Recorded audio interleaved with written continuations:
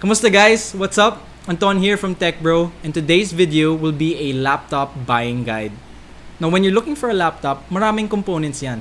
CPU, GPU, RAM, storage, SSD, HDD. Sobrang dami na, medyo confusing na.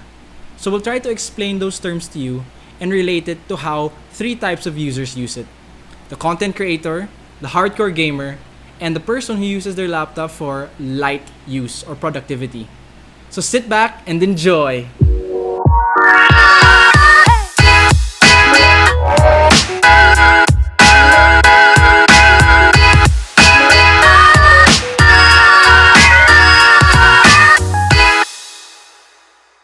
Unang-una is the CPU or Central Processing Unit. This is the brain of the laptop. It sends functions or signals to the other parts of the laptop so that it can run tasks and programs for you. Sa ngayon, may dalawang main manufacturers ng CPU. That's Intel and Ryzen. For Intel, you have the Intel Core i3, i5, i7, and i9 processors. And as we're shooting this video, the highest gen is 10th generation for these CPU chips. On the other side, we have AMD. For AMD, you have AMD Ryzen 3, 5, 7, and 9 processors. And they're up to the 4000 series chips as of the moment. Generally, the higher the CPU that you have, the faster and more efficient it can run programs on your laptop. For the past years, Intel has been dominating the CPU market. Until recently, humabol na si AMD. They finally came out with their Ryzen 4000 series chips that are more efficient and cheaper than Intel's CPUs. So lahat ng mga tao ngayon, gusto ng Ryzen chips. Ryzen sa laptop ko, Ryzen. Lahat ng tao, addict na sa Ryzen. So what does this mean for the end user? Pag content creator ka, and you use programs like Photoshop, Premiere Pro, After Effects, or even AutoCAD, a lot of these programs use rendering and loading processes that are CPU-intensive tasks. For these programs, I recommend that you get a high-end CPU. That being an Intel Core i7-8750H or an i7-9750H or even the i7-10750H processors. Sa AMD naman, you can get the Ryzen 7 4800H processor. And note that the H in the CPU means that it's for high performance. For hardcore gamers naman, di na kailangan ng high-end CPU kasi bulk of the load is done on the GPU or the video card. In fact, sapat na yung Intel Core i5 8300H, i5 9300H, and the i5 1035G7. I know medyo confusing yun, pero those are the names of Intel. But if you want to go on the AMD side, you can opt for the Ryzen 5 4600H processor. But if you prefer a more powerful CPU, you can opt for the i7 or the AMD Ryzen 7 chips. For productivity users who use their laptop mainly for email, Microsoft Office, Facebook, YouTube, or just simply browsing the web, the nature of your tasks are light. So you also need a light CPU. For this, I recommend going for the Intel Core i3 or i5U processors, or for AMD, you can go for the AMD Ryzen 3 or Ryzen 5U processors. Take note that the letter U in the processor means that it stands for ultra low power. So it's a CPU built specifically for lighter tasks. The GPU or Graphics Processing Unit is mainly used for image-driven or graphic-intensive tasks. Its main function is really for gaming. So yung mga gamers dyan, ito na yung pang-flex mo sa kaibigan nyo. With a good graphics card, you can play a lot of games in the most graphics in the world. GPUs are manufactured by NVIDIA and AMD. NVIDIA has their GTX and RTX series GPUs, while AMD has their Radeon RX series GPUs. Pero ngayon, hindi masyadong popular yung AMD Radeon GPUs sa mga laptops. NVIDIA up to this day is still owning the GPU space. So ngayon, we'll focus on NVIDIA muna. NVIDIA's GTX GPUs include the GTX 1650, the 1650 Ti, and the 1660 Ti. This range is for entry-level gaming to mid-level gaming. The RTX series naman is for mid to high level gaming. You have the RTX 2060, 2070, and 2080 GPUs and all their Max-Q or Super Max-Q variants. Dami na yun. What sets RTX apart from GTX is that RTX allows for ray tracing graphics. Simply put, true-to-life lighting, shadows, shaders, and reflections. So when you're playing games, sobrang ganda yung visuals. Parang totoo na yung games mo. Real life. For general content creators, you do not need a super high-end GPU. In fact, I recommend getting a laptop with a GTX 1660 Ti for that perfect balance between power and performance.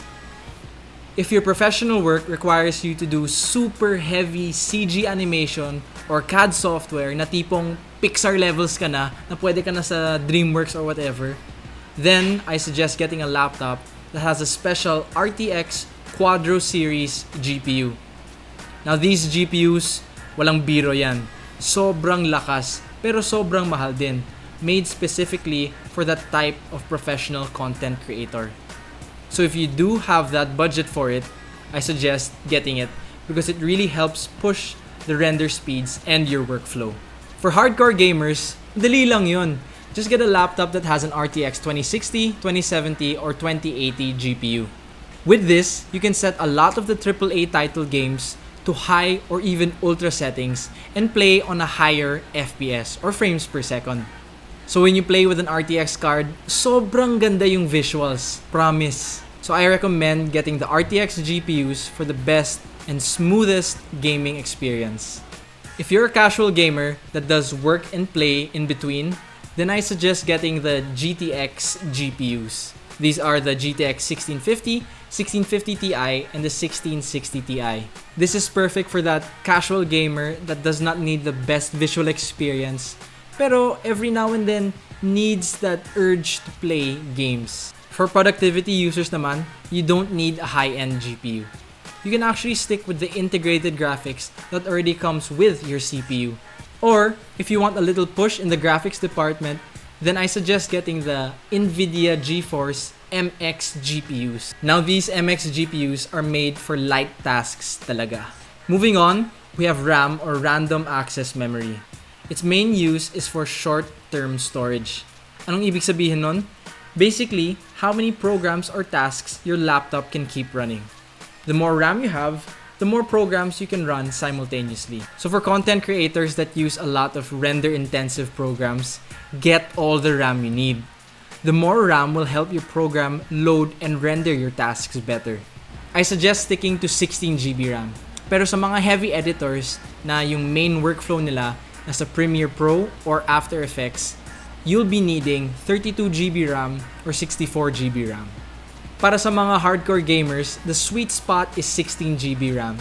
This will help load model details or texture qualities while playing games, which in turn does help increase FPS by a little. For productivity users, okay na yung 8 GB RAM. This is enough for your light tasks. Pero in the future, pwede mo siyang ipa-upgrade to 16 GB RAM just to give yourself more room to play around with. Sa storage, simple lang yun. The more storage you have, the more files you can put on your laptop. And there are two types of storage. You have HDD and SSD. HDDs are the slower but cheaper option. They normally come in a 1 TB configuration. So perfect for storing yung mga videos mo, photos, mga K-drama series nyo. Lahat pwede dun kasi ang dami mong space. Pero yung downside niya is the slow speed. When you're copy-pasting files or transferring files from the HDD, you'll really feel that slow rate compared to an SSD. SSD, on the other hand, is the more superior storage option.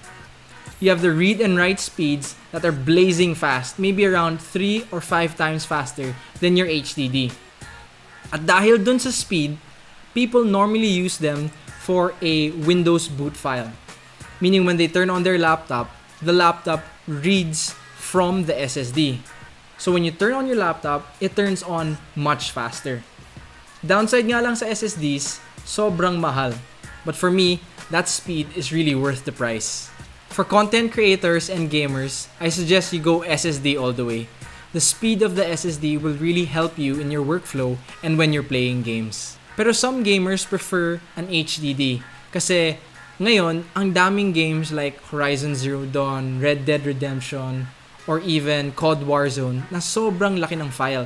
50GB plus, 100GB plus. So a lot of gamers use HDDs for them to store games, which is fine. But when you're playing the game and while it's loading, medyo mabagal yung loading time. For productivity users, I suggest going for the SSD plus HDD combo. Now for your SSD, what you can do is get a decent capacity, yung mga 128GB SSD or even the 256GB SSD, and then you can store your Windows boot files there. So when you turn on your laptop, it's really fast. And then you have the HDD as a supplementary storage option for all the other files that you may be needing. So yun na yun, the basic laptop parts explained. Pero Anton, paano to? Laptops already come pre-configured. Unlike a PC, when I build it, I can select all the components. Don't worry, madali lang yun. Just stick to these common types of laptop configurations that we recommend. For content creators, get at least an Intel Core i7-8750H, 9750H, or the 10750H processors.